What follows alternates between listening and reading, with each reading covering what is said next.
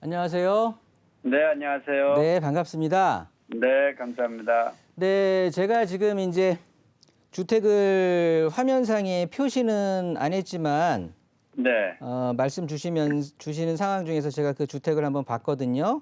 예, 거리 뷰를 봤는데 네, 일단 이게 건물이 6층이었나요? 7층이었나요? 7층이요. 아, 7층입니까? 네, 7층이고 대략적으로 이쪽 419 묘지 아래쪽에 신광주유소 인근 쪽이 되는데 네, 예, 제가 이렇게 표시를 안 해놓은 이유는 네, 제가 조금 전망이 제가 판단하기에는 그렇게 밝은 것 같지는 않아서 일부러 표시를 좀 안 해놨거든요. 예, 혹시나 우리 시청자님께서 추후에 어떤 부동산에 또 거래를 하실 때 불이익을 받으실까 봐 네, 일단 거기 표시는 안 해놨는데 제가 지금 지분 예. 봤습니다. 지번을 통해서. 네. 일단 요거 언제 매수하신 거예요? 요게 2018년? 2018년이면 그리고 네. 주택의 거리 뷰를 보니까 신축을 그럼 매수하신 것 같아요. 그렇죠? 네, 진제 얼마 안 된 거를 매입했습니다. 네, 건물이 아주 밝은 색으로 새 거더라고요. 네, 새 건물이에요, 현재. 네, 이때 매수 금액이 얼마였죠?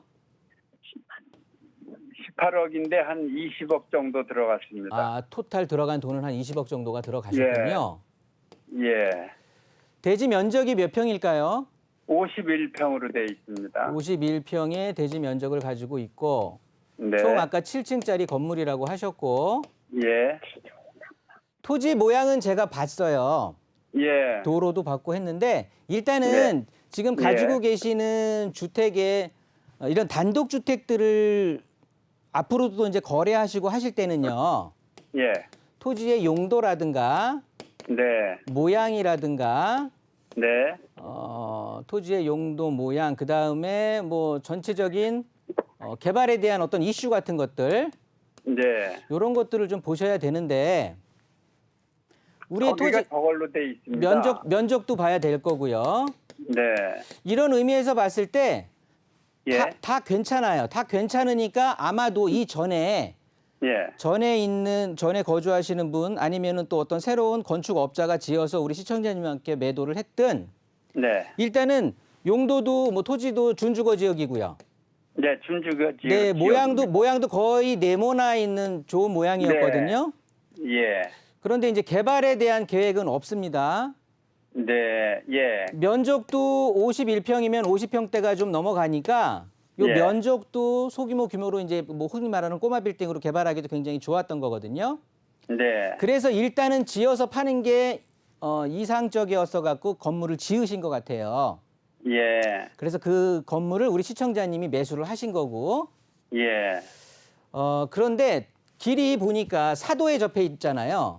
예, 사도에 접해 있으면서 그러니까 자루 모양으로 이렇게 집이 위치해 있고 아예 다른 쪽의 길들에서는 접해 있지를 않거든요. 예, 그러다 보니까 그리고 지금 이제 단독주택이라고 하셨잖아요. 예. 그러면 준주거 지역이니까 이 용적률을 최대한 찾아먹기 위해서 아마도 다가구 주택 같은 경우는 일단 3층 네. 주택을 다가구로 3개층 돼 이하로 지어야 있습니다. 되거든요. 예, 그래서 7층이라고 아까 말씀을 하셨는데 제가 보기에는 1층은 필로티 주차 들어갈 것 같고요. 예, 나머지 세 개 층은 말씀하신 주택으로 했을 것 같고 예. 나머지 그러면 세 개 층은 오피스텔을 섞어서 지으셨을 거거든요. 네, 그렇게 돼 있습니다. 네, 요렇게 지을 수밖에 없어요. 왜냐하면 용적률을 다 찾아먹기 위해서 집을 최대한 많이 지으려고. 네, 이런 상황이다 보니까 예, 지금 시청자님의 주택은 예, 완전히 수익형으로 바뀌게 된 거예요. 네, 예를 들어서 이게 그 전에 노후주택인 상태였다 그러면 차익형과 수익형을 모두 노려볼 수가 있었던 거고요.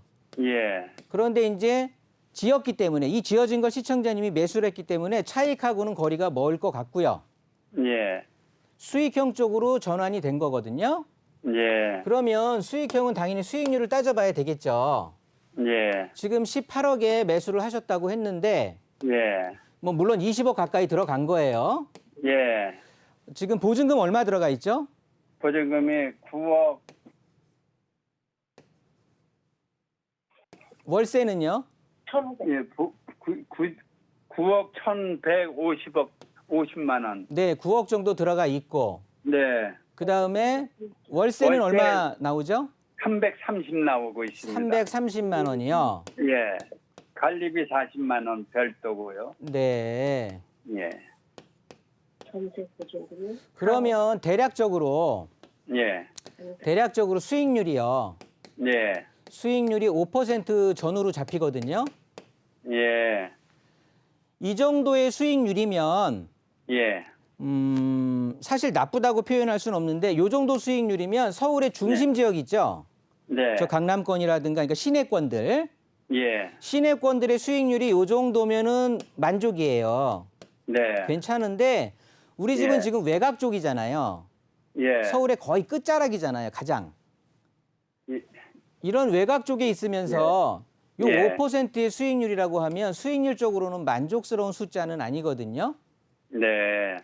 그래서 수익형으로 완전히 전환됐다고 보는데 수익률이 그렇게 만족스러울 정도는 아니다라는 점이 하나의 좀 아쉬운 점으로 잡히는 거고요. 예. 두 번째는 지금 18억을 주셨다고 하셨잖아요. 예. 그러면 최소한 들어간 돈 뽑아야 되니 20억 이상의 돈을 주고 이제 매도를 하셔야 되잖아요. 20억 이상은 좀 받으셔야 될 거 아니겠습니까? 그죠? 예. 최소한. 예. 그러면 20억을 주고 참 여기 대출은 안 들어가 있습니까? 대출 5억이 들어가 있습니다. 그러면 그러면 이자는 지금 얼마 상환하고 계세요? 대출이 4억 4,500 들어가 있네요. 그러니까 중요한 건 그러면 네. 월 얼마씩 상환하고 계세요? 이 월세로 차감이 되십니까? 130 들어가고 있죠. 월세가 이자가요. 이자가 그럼 130만 원씩. 예. 그러면 200만 원 정도가 수익으로 잡히시는 거네요. 실제 손해는. 예, 그렇게 네. 관리비 40. 관리비 40. 네, 있고요. 그러면은 옆에 우리 아내분이 계시는가 보군요. 예. 예. 그러면 아내분이 직접 통화하셔도 되는데 네. 수줍음이 많으신가 봐요. 일단은 좋습니다. 왜 예. 여쭤봤냐 하면 예. 우리가 그냥 드러난 사실만을 한번 놓고 봤을 때 예. 일단 수익률이 그렇게 높지는 않아요. 네. 두 번째는 지금 한 20억 가까이 주고 네. 누가 이쪽 419 묘지역 쪽으로 와서 이쪽 지역에 예. 이렇게 등치가 큰 수익형 다가구 주택을 살까라고 저는 생각이 좀 드는 거예요. 만약에 네. 일반 부동산 투자자들을 대상으로 해서 20억 주고 이거 살래 아니면은 강남권이라든가 용산이나 중심 쪽에 아파트 살래 하면은 시청자님께서는 어떤 거 사실까요? 글쎄요, 계산해보고 이익 가는 쪽으로. 웬만한 사람들은 일단 여기 그럼 예. 세대 수도 많이 있을 거 아니겠습니까? 다가구 단독 다가구라고 하지만 네. 지금 이제 전세 들어오신 분들, 월세 들어오시는 분들이 있을 거 아니에요. 예. 그러니까 그분들 다 짝꿍들. 관리를 해야 되는 거예요. 예. 그러니까 집이 건물에 대한 관리도 들어가면서 월세 또 미루게 되면은 그거에 대한 또 속머리 앓는 거고 여러 가지로 차익적인 측면이 앞으로 집값이 올라간다라고 봤을 때 예. 시내 중심가에 있는 강남권이라든가 저 마포권, 영도 하여튼 중심 쪽에 있는 아파트 가격이 오름의 속도가 우리 단독주택의 오름의 속도보다는 훨씬 빠를 것 같아요. 네. 그러면 신경도 덜 쓰게 되고 주택 가격의 상승폭도 훨씬 더 유리하고 예. 그렇다고 보니까 저 같으면 제가 만약에 부동산 투자자라고 하면 저는 우리 시청자님이 갖고 있는 주택 말고 중심권에 있는 좋은 아파트를 살 것 같아요. 이 돈이면. 네. 그렇지 않으면 차라리 한 15억 정도로 서울 지금 중위권 아파트 평균 가격이 12억이니까 예. 15억 정도면은 조금 한 5년에서 10년 차 된 아파트들 저기 마포 쪽이나 영등포 쪽 이런 데서 살 수 있거든요. 충분히. 예. 그리고 나머지 돈으로 저 같으면은 오피스텔이라든가 이렇게 월세가 나오는 네. 이런 걸로 해서 충분히 200만 원 정도 지금 월세 상환하시고 이자 상환하시고 나면은 월세 200만 원 정도 받으실 것 같은데 네. 저는 이 나머지 돈으로 차익으로 다시 또 투자를 해갖고 이 월세는 충분히 실현할 수 있을 것 같고 그리고 신경 안 쓰는 네. 좋은 아파트 하나 갖고 있고 저는 이렇게 할 것 같아요. 네. 이 말이 뭐냐면 실제 그러니까 네. 그 매수자의 그러니까 매수 수요가 네. 많을 것 같지는 않아요. 네. 그리고 세 번째로는 이쪽 지역이 이제 수익 쪽으로 접근을 해버렸으니까 임대 수요가 높아야 되잖아요. 예. 그래야 전세금도 오르고 월세도 오르고 할 텐데 네. 이쪽 자체가 이 지역 자체가 예. 뭐 일자리가 뭐 대규모로 잡혀 있거나 그렇지 않으면 교통의 호재가 예정이 돼 있거나 그런 거 아니거든요. 예. 그렇다고 보면 임대 수요가 또 넘어오는 것 자체도 유입되는 게 그렇게 녹록할 것 같지는 않아요. 그래서 쉽게 네. 말해서 전세금하고 월세금이 올리는 게 녹록지 않을 것 같아요. 예. 그렇다고 보면 지금 시청자님께서 신축 건물에 갖고 있는 게 최고의 어떻게 보면은 정점에서 지금 갖고 계실 것 같은데 네. 이거 더 오랫동안 갖고 계시지 마시고요. 예. 일단 건물 새 거인 거고 예. 지금 다 세 잘 맞춰져 있고 지금 수익률이 5% 정도 나온다고 하니 네. 요걸 가지고 부동산에다가 이제 좋게 좀 포장하셔서 빨리 좀 매도하시는 게 좋을 것 같아요. 네. 그래서 제가 아까 말씀드렸던 그런 쪽으로 훨씬 신경 덜 쓰이고 부동산 네. 상승기 때 주택 가격이 더 확실히 쉽게 오를 수 있는 쪽으로 갈아타시는 네. 전략하시는 게 좋을 것 같아요. 네. 네, 이렇게 정리하도록 하겠습니다. 여기는 저 땅 한 평에 3천만 원이 나가고 있어요. 그러니까요. 예. 여기가 주택 가격이 높은 지역이 아니에요. 부동산 가격이 높은 지역이 아니거든요. 네.